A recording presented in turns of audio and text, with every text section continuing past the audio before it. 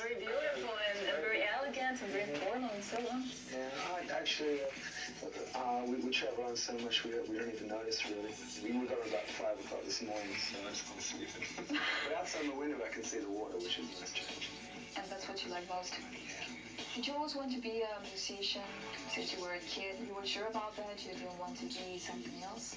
Yeah, I always loved music, must have. You know, you go from a stage where you're listening to music one day, and then the next day you start wanting to actually make it. It's like weird transformation occurs, and suddenly, you know, you've got a guitar in your hand. I don't know how and when that happened. What was the music that you liked when you were a kid? I liked soul music, Motown, James Brown, Aretha Franklin,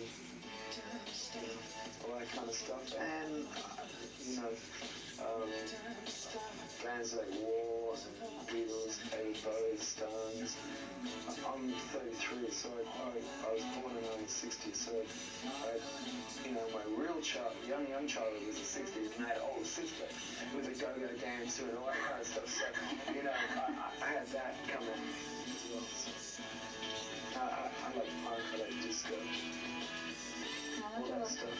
Disco also. Oh yeah, disco's great. Now let's go back again. How it was that you get into the group? How did I get in the group? I was sitting around a garage one day, true, and Andrew gave me a microphone because he was trying out his little brother John on the drums, and said, "Oh, you know, sing for a while. I gotta play." That's how I started. I was just Andrew's friend. And then you got shocked. Yeah, it was terrible. You were terrible. I can't believe it. No, yeah. Took a long time, but it felt good. It felt like good. It was a kind of feeling, a good feeling that was. Yeah. And during that time, about the beginnings of INXS, you worked in another thing, apart from being singing with the group, and you were singing all the time, with the band. I worked for a little while with Gary, actually, in a factory for about a month. Saved some money out of it. And how was the experience? I was going to run the factory by the end of it. The government factory was really badly run. But it was work. It was, yeah. Did you try? You know, this isn't work. I don't know. I wouldn't do this for a job. I was like...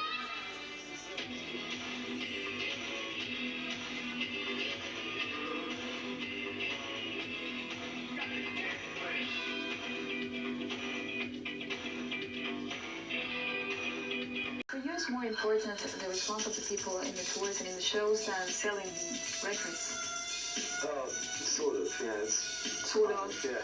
No, I think it's more that we're very much a live band, you know. We've got to go, because people have come along to our concerts and been around the corner all the time. People have made us.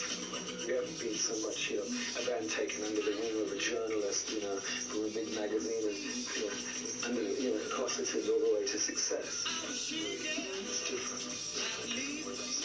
We just did things very straightforward, you know, very, very simple. We just played live all over the world a lot.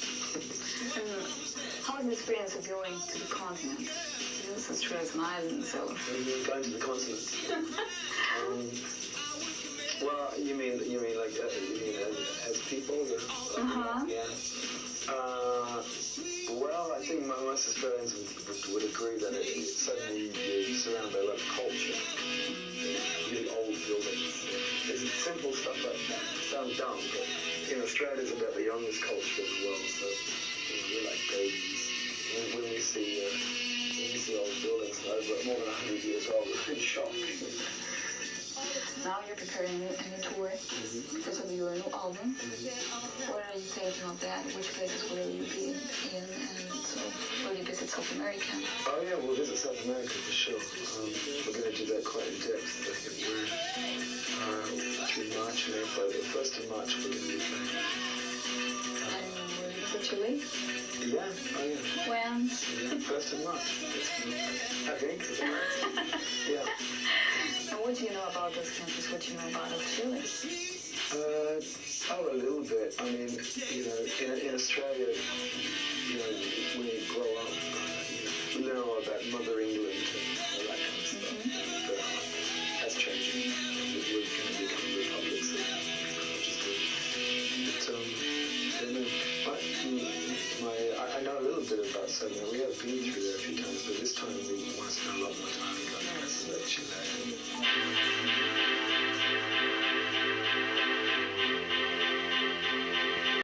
Yeah, I'm a born professor. You know.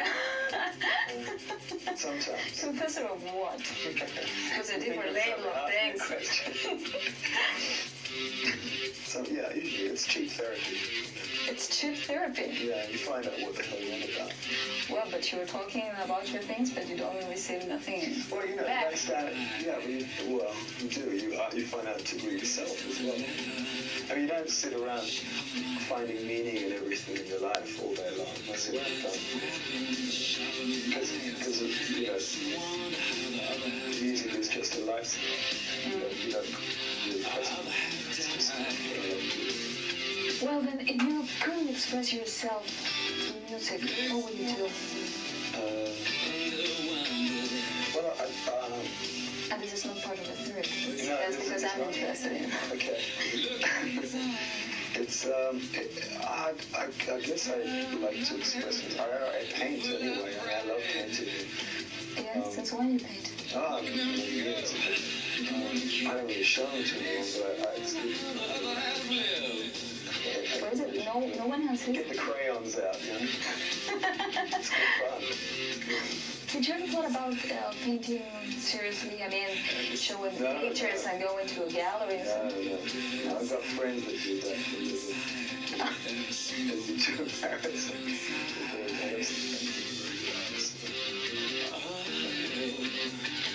Well, after all these years, you're really in therapy. Far beyond interviews. Oh yeah, definitely. I've interviewed enough people in music to know that we're all a little bit crazy. We've got to be in the fine print. Okay, and now you're 33 in the next 10 years. The next 10 years? I don't know. I hope to be continue doing music. Let's see why not. If I still love it. Logically, I guess I can do it. Yeah, that's it. 6 people, you know. I guess we're almost grown men now. And if those people still want to walk in the room together and take themselves away from their own worlds and their own lives, and they're still interested to see what happens 10 hours later in the studio or rehearsal room and what comes out of that, then you still got a band going. But if you don't want to be in that room, if you already said everything to each other, music's real, then I guess it stops.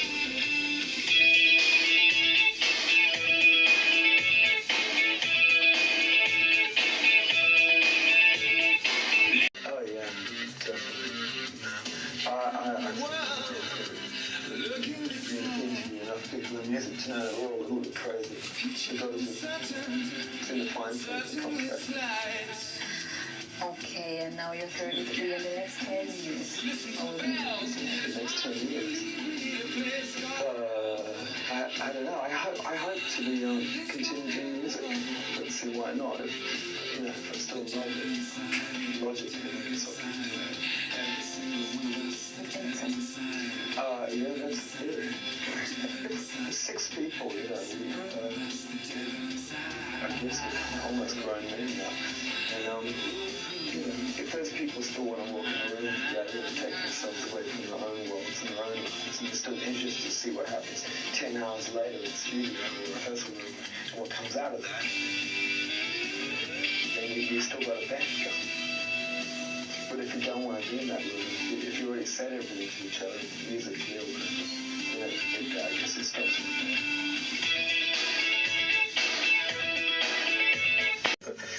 I'm pretty oblivious to it a lot of the time. I think I forget. I just live my life the way I want to live it, you know. Anyway. For good or bad. Sometimes. Do you think that the response of the audience has changed according to the developing of your music? To us? Of course. A lot. I mean, when we first came to the States, we laughed in our first show, laughed our heads off for the whole show nearly, because before we came to America, we played in pubs, and in pubs you have to be 18 to get in, because you have to drink. Or you don't have to drink. You have to be old enough to drink. And when we came to America, because of MTV, and we had hit singles here, we had no idea what to expect. We walked out on stage, and there was really young people out there, you know, and with banners and going, This was, we didn't know what to do with that. So yeah, our audience isn't the same as that anymore. I don't think. I think those people have grown up too. So it's changed a lot of it. When you are composing themes and records, you are in a studio, and is there any problem to get that to go on stage? Sometimes. In what sense? Not for me, but I mean for some musicians, because they might get too involved. Some people get very involved in the studio, and they lose track of, sometimes they lose track of the sounds they're making. They can't make them again. So for them it's just more complicated when they go on the road. Because it sounds so complex. For me, it doesn't matter, I just have to sing. Just give me a mic. So you have to do what you're supposed to. Yeah, so fingers crossed. I think with us, I don't mind changing the sound. I don't mind it sounding really quite different live. I like it to be. I think that's why people come along. They don't want to come along and see a record, exactly. Is there anything you miss from the first part of the story of INXS, the beginnings, I mean? Well, no, probably. I mean, in some ways, no. Because, we're always hungry and always, doing a lot of gigs in some strange, violent places. And, it was pretty Why, tough. Henry? Tell me about that. Well, just, money. Just eat, pay the rent. Buy some guitar strings. Save up to buy something. It's like any band. It's tough to begin.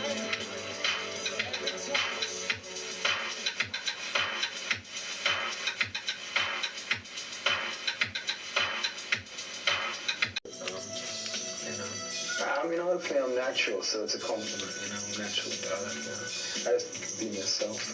As long as it doesn't distract too much from the music and the singing and stuff. But your style is absolutely natural. You don't have any sources and... I don't have too many court jesters around me, no. Telling me what to do and where and have bands and stuff. Okay. Do you feel comfortable making videos? Yeah, now I do. Now you do? Yeah. I like them. I mean, I like making a good one anyway. But, I think at first it was very simple to sing. Now we're much more involved in it. I like it. Which is the one that you like most? The most? Mm-hmm. One of my favorites is Guns in the Sky, because, which we did a long time ago, called Kid. Because the director just had a portable CD player in his coat, and we did it in 4 minutes. Just pressed the CD and held the camera, and we ran at him, and that was it. What can you tell us about your new video, The Gift? It's very strong. Yeah. Some say too strong. But, what do you think it is? I think it is in a way. I mean, it's not shock for shock's sake. It's really trying to emote feelings out of people. I think if you take news footage or documentary footage and take that out of the context of television, the normal way you get it, and put it into the video, I think it tends to shock people a little bit more to think about things.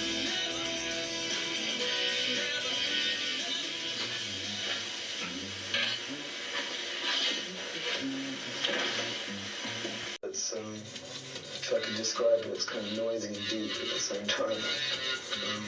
The issues that mean a lot to me, whether it deals with fascists or whether it deals with the end of rock and roll, one of the song goes, it deals with all kinds of issues that excite me or piss me off. It's a very in-your-face lyrically album. It's very strong. So not that vague. And it's related so much to you, to the way you think and the way you feel. Yeah. What of you is in the letters? Which things are you talking about? Running it through my mind now. I don't know, like I say, I mean, there's no real typical love song on the album, I must say that. They're dealing with people, If people can work together, then maybe nations can work together. And it's kind of comes from the soul school of lyrics, well, it's from a human point of view, looking at the world from a human point of view. It's not just political, and it's not just altruistic or naive. And musically, 3-4 minute songs, most of them, 7 or 8 of them are noisy and loud and short. Don't bore us, get to the chorus. Noisy and loud. Mm-hmm. And then it sort of carries on from there. There's some kind of jazz stuff going on. There's some heavy funk. There's a blues, kind of a blues song I did with Chrissy Hynde. There's R&B song I sang with Ray Charles. So there's quite a lot going on, actually. I reckon this one came in at number 3 in England, so debuted at number 3, so happy about that. How did you know that? About half an hour ago. Half an hour ago? Yeah, so that's good. Well, congratulations, Michael. Well, thank you. Champagne all around. Champagne all around. Well, will you celebrate that? Okay, let's do that. Well, but Tonight. did you celebrate that already? Did I? No. It's been lying there. And you celebrate On sometimes? telephone. Or you're... Do I celebrate sometimes? Yeah. Oh, yes. All the I'm big on time. celebrations, yeah. You're big on Life celebrations? is a celebration if you can manage it. Bueno, y con Michael Hutchence ya estamos terminando este programa de más música desde West Palm Beach. Que les haya gustado mucho, así lo espero, así es que nos vemos en un próximo programa. Chao, chao. Chao.